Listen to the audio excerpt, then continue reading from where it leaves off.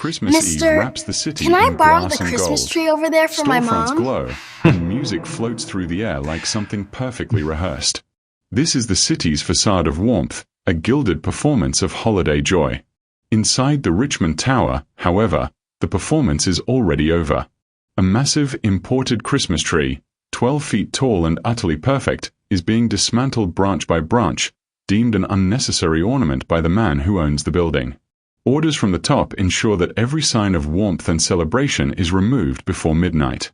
Outside, near the rear entrance where staff slip in unnoticed and deliveries come, adjusting her faded uniform and shivering, stands a woman and a child. Welcome to our story.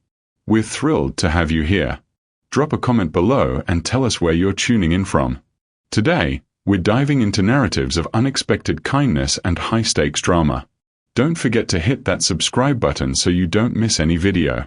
Christmas Eve wrapped the city in glass and gold. Outside the Richmond Tower, the lights of Midtown pulsed, a relentless, glittering rhythm.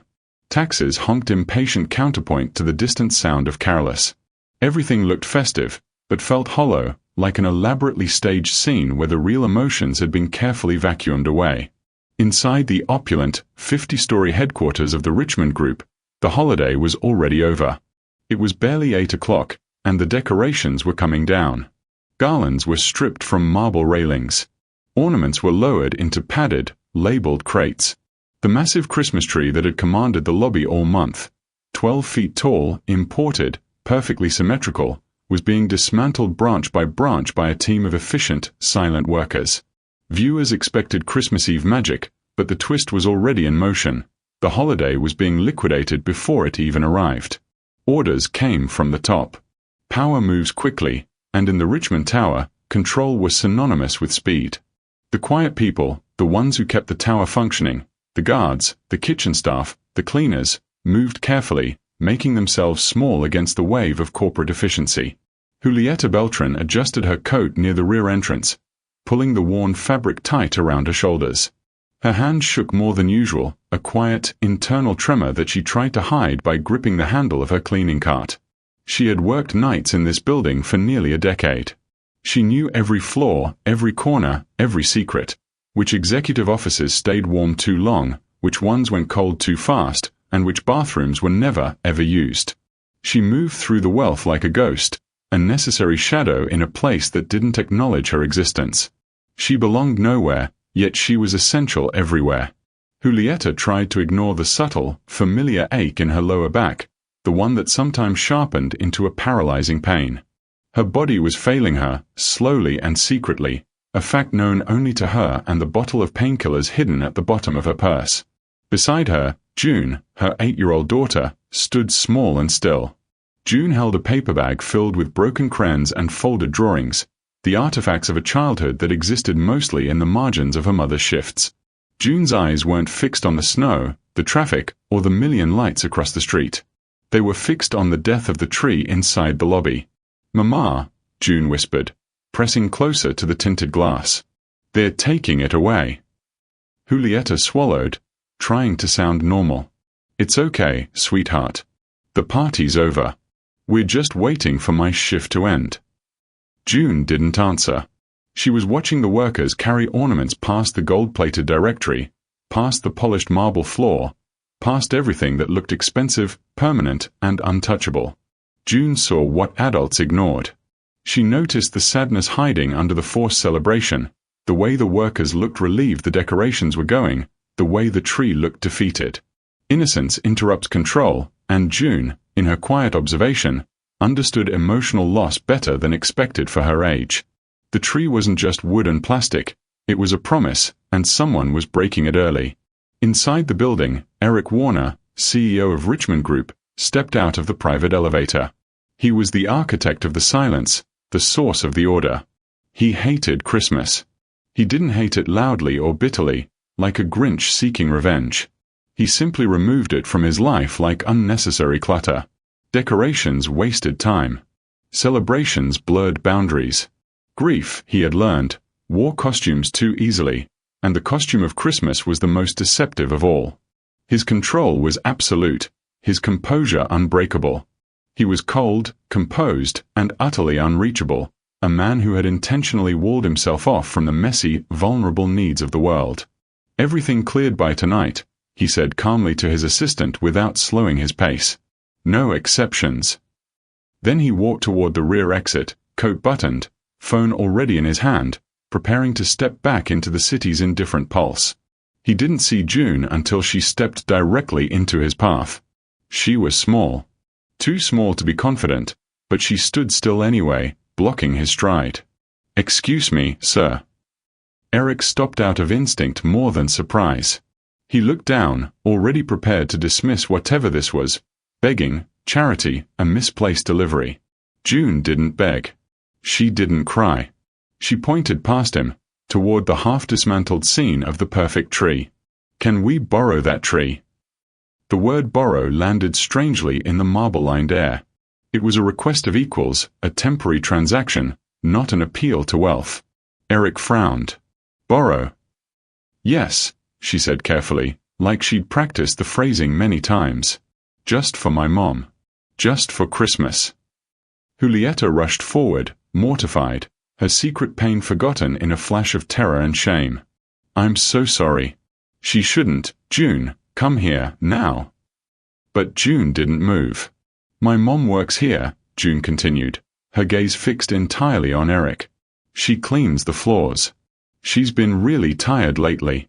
She keeps saying Christmas doesn't matter, but I think it does. I think it makes people feel less lonely." Eric felt the familiar tightening in his chest, the reflex to step back, to guard himself from stories that wanted something from him. He expected the push for money, the melodrama, the exploitation. But this wasn't begging. It was believing. He looked at Julieta. Her uniform was faded. Her posture careful, pulled tight with exhaustion, not expectation. Silence settled between them, a dangerous, exposed moment. Power expectation broke. Everyone expected rejection, swift, cold, total. Eric turned toward his assistant, who was watching the scene with wide-eyed dread. "Have it delivered," he said. "Wherever they need it." The answer was instant, without explanation.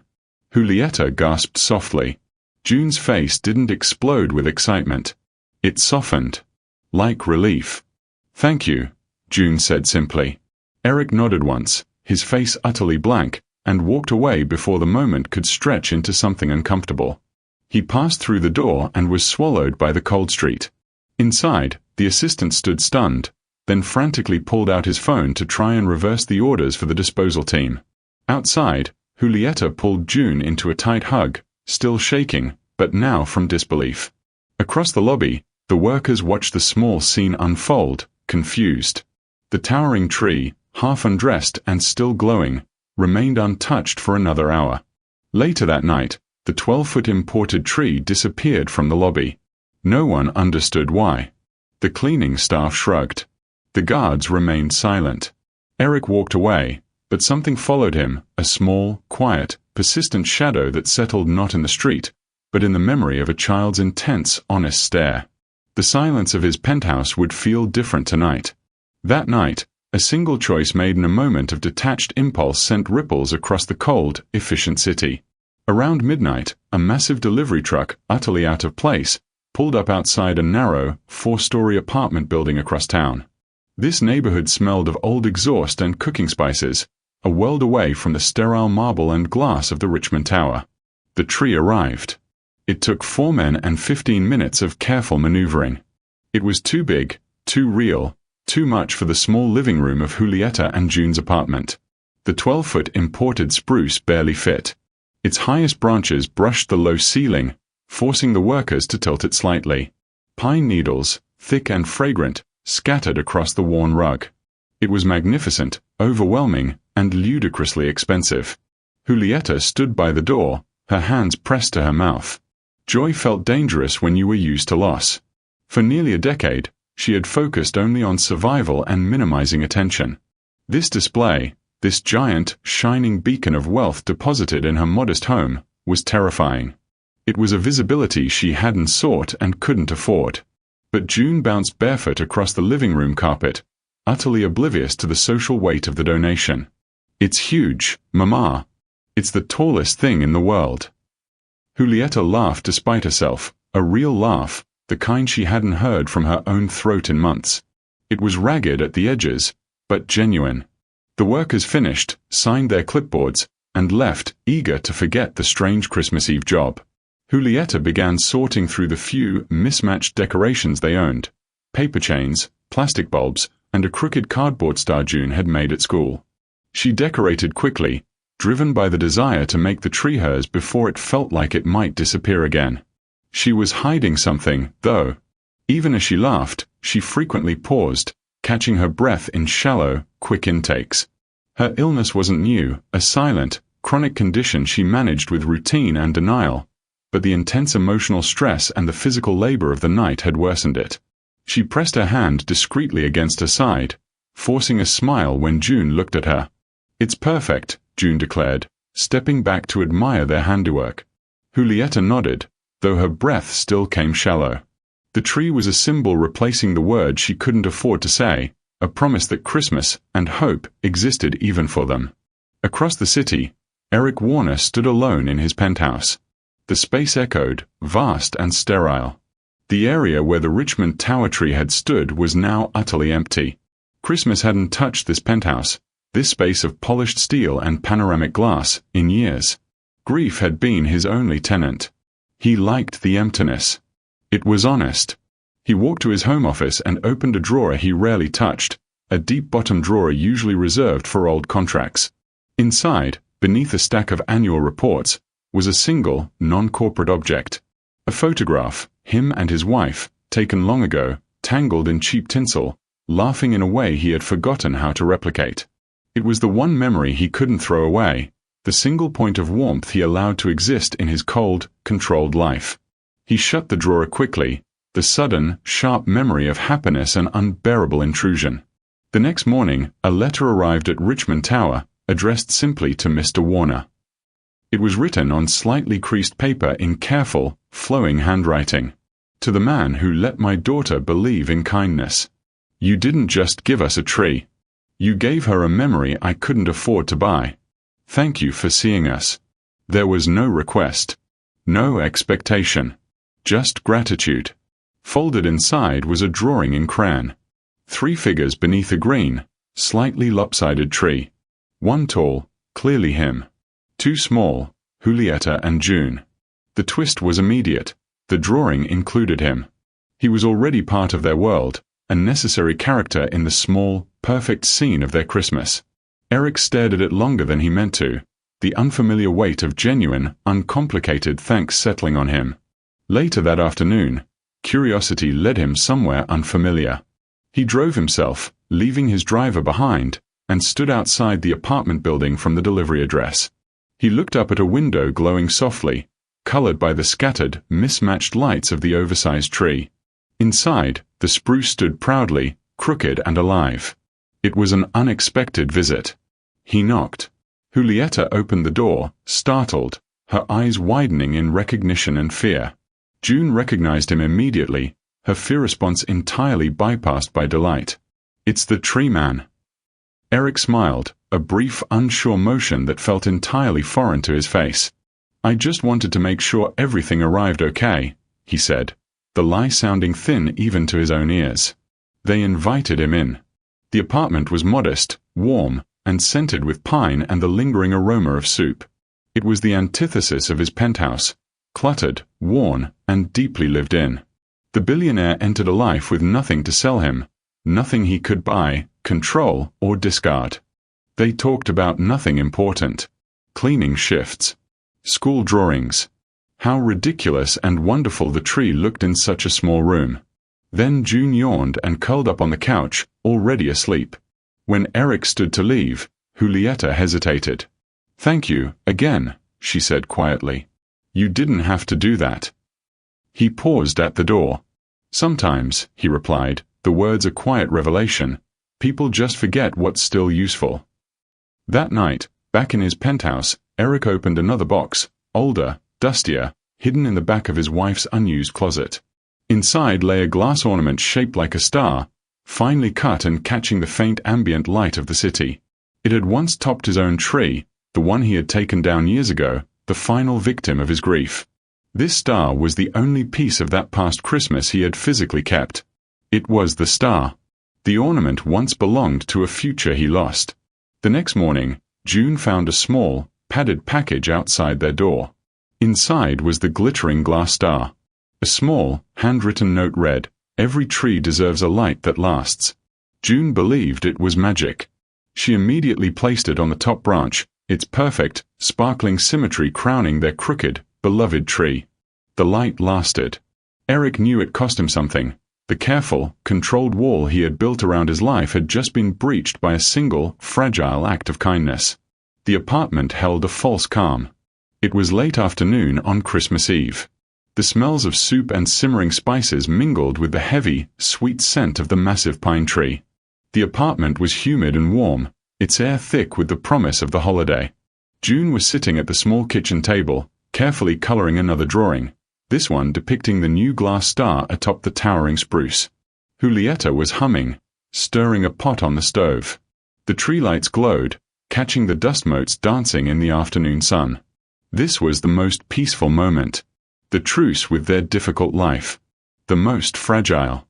Julieta reached up to turn down the heat on the stove, stretching just slightly, and then she gasped. It was not the shallow intake of breath she had grown used to. This was a sudden, violent sound, a knot of pure pain. She stumbled back from the stove, her hand flying to her abdomen. The soup ladle clattered onto the floor. "Mama." June looked up, sensing the shift instantly. Julieta tried to speak, tried to smile, tried to tell June it was okay, but the effort crumpled her face. She sank against the counter, her legs giving way, a sharp cry escaping her lips before she could stifle it. Her eyes were wide, fixed on a point far above June's head. The exhaustion, the years of silent suffering, the chronic illness that had been her secret burden, all broke through the wall of her denial. Julieta collapsed. No warning. No goodbye. Christmas Eve became a nightmare. June scrambled to her feet, running to her mother. "Mama. Mama, what's wrong?" Julieta was conscious, but barely, whispering sounds June couldn't decipher, her skin pale and clammy. Panic, cold and swift, seized the 8-year-old. June was alone. She ran to the door, pulling it open and peering into the empty hallway. She slammed it shut. She knew the neighbors' doors, but she knew the streets were empty tonight, everyone enclosed in their own separate warmth. No one would hear her knock. No one would answer the urgency in her voice. She ran back to the kitchen, grabbing her mother's worn phone. Her little hands fumbled, trying to remember the number for emergencies, but the chaos had scrambled her thoughts. Then, through the sheer terror, June remembered something else. The drawing. The tall, quiet figure beneath the tree. She didn't remember the word billionaire or CEO. She didn't remember the gold-plated directory or the tower. She remembered Eric, the man who had seen them, the man who had given them the star, the man who was kind. In the mind of a child, kindness was more real than wealth. June found the number stored in the recent calls, the one Julieta had called the previous day to thank the Richmond Group delivery team. June pressed it. The phone rang in the absolute silence of Eric Warner's penthouse. He had spent the afternoon staring at the empty drawer where the photograph had been, the ghost of the star still lingering in the air. He was restless, a condition he hadn't experienced in years. He almost didn't answer the unfamiliar number, but some unfamiliar impulse compelled him. "Hello," he answered, his voice clipped and businesslike. A child's voice cracked through Eric's silence, thin and terrified. "It's June. The tree man. Please, you have to come. My mama, she fell. She can't breathe right. Please, I don't know what to do." The twist was immediate. He didn't hesitate. There was no internal debate about boundaries, about risk, about the sheer absurdity of the situation. The protective shell he had built over years of calculated control cracked open. "I'm coming, June," he said, his own voice tight with a sudden, overwhelming adrenaline. "Tell me the address again. Call the emergency number now. Keep talking to me until I get there." He slammed the phone down and ran. He ran from his life of controlled detachment, grabbing his keys and his coat, taking the stairs two at a time because waiting for the elevator felt too slow. He ran out of the tower and into the Christmas Eve streets, the world outside blurred into a pointless, shimmering backdrop. Eric Warner arrived before the ambulance. He found Julieta barely conscious on the worn kitchen floor and June holding her hand, sobbing but still trying to be brave. Eric, the man who dealt only in high finance and decisive action, was suddenly dealing with a very small, very fragile life. He spoke calmly to the paramedics when they arrived, his face a mask of control, but his hand shook as he lifted June into the back of the ambulance. He stayed at the hospital all night. June, exhausted by fear, eventually fell asleep, curled against him on the uncomfortable waiting room bench. Eric sat motionless for hours, the gentle weight of the child anchoring him to the present moment, to the vulnerability he had spent a decade escaping. In the intensive care unit, machines breathed for her mother, their steady beeps the only sound in his universe. He looked at June's sleeping face, then at the closed doors of the ICU. He closed his eyes. Eric Warner, who believed only in profit, loss, and the quantifiable absence of love, found himself doing something he hadn't done since he buried his wife. He prayed. He prayed for a cleaner he barely knew, for a child who had only asked to borrow a tree, and for a strength he realized he no longer possessed. Morning came, cold and pale. The doctors reported that Julieta was stable, having suffered an acute episode related to her long undiagnosed chronic condition, exacerbated by exhaustion. She would survive. Barely. Eric watched June stir, then looked at the tired, kind face of the nurse who approached him. "You've been here all night, Mr. Warner," the nurse said gently. "Thank you for coming so fast." "Of course," he replied, standing stiffly. June's mother is an employee of mine." The nurse paused, flipping through a chart. "Ah, Julieta Beltran. She was listed as staff at the Richmond Tower for years. Wait, I recognize her name. Her records indicate she was terminated, actually. About 6 months ago, during those company-wide contract cuts. She was hired back on a short-term, third-party cleaning contract a few weeks later. Terrible luck." Eric stared at the chart, the shock hitting him like a physical blow. He learned she once worked for him only to be cut, and then rehired through a separate, dehumanizing contract that offered no benefits, no security, and no sick leave. He, the man who hated Christmas, was indirectly responsible for the precise circumstances that had broken her health. His corporate efficiency had nearly cost June her mother. The sun rose on Christmas morning, muted and cold against the hospital window. Eric Warner sat on the vinyl bench, June still sleeping against him, the truth of the previous night settling heavily in the sterile quiet. Accountability replaced charity. He immediately called his assistant, who was enjoying a well-deserved, if nervous, holiday morning. Eric spoke in low, decisive tones, demanding the complete file on Beltran, Julieta, not the contract cleaning file, but the termination paperwork from 6 months prior. The file arrived via encrypted message 10 minutes later. Eric scrolled through the dense legalese, his jaw tight. The truth was stark. Julieta had been quietly let go during a cost-cutting measure disguised as a performance review. The reason listed was unreliable attendance and occasional failure to meet efficiency targets. In plain language, she was fired for being unable to hide her chronic pain and exhaustion anymore. His HR department had efficiently classified a sick, desperate woman as unreliable. Twist, Eric's company, the magnificent Richmond Group built on ruthless efficiency, had caused the very suffering he had tried to fix with a loaned Christmas tree. His charity was a temporary plaster over a systemic wound he himself inflicted. The star he had given June was purchased with the same indifference that had cut Julieta's insurance. He placed June gently on the bench, covered her with his coat, and walked toward the staff lounge, pulling out his phone. The next few hours were spent in a moral reckoning. He wasn't loud. He wasn't emotional. He was precise. He confronted policy and began to destroy indifference. He placed direct, non-negotiable calls to his chief operating officer and his head of human resources, ripping apart the contract cleaning system. "I want a comprehensive review of every third-party contract worker in this building," he stated calmly, his voice vibrating with lethal control. "I want them on the payroll, retroactively, with full benefits and sick leave. This isn't up for discussion." Start today. No exceptions. He dictated new protocols ensuring performance reviews factored in medical history, as far as legally permitted, and established a new fund specifically for the support of employees with long-term, non-terminal health challenges. The system changed, not publicly, not with a press release, but permanently, buried deep in the corporate code. It was a silent revolution, a sudden injection of human cost into the accounting ledger. His staff, confused and terrified, complied. The rules that governed the quiet people in the Richmond Tower had shifted entirely. Julieta began her recovery. She was moved to a private room, the fees quietly settled by a third-party donor, Eric. When she woke, weak and disoriented, June was there. The nurses explained her condition, serious but manageable with treatment and, crucially, rest. When Eric finally visited her room, he didn't apologize for his company. He didn't offer charity. He offered respect. "You're on full medical leave," he said, standing awkwardly near the foot of the bed. "Effective immediately. Your salary is secured. You will return to the Richmond Group when the doctors clear you, with a permanent contract. You were never unreliable, Julieta.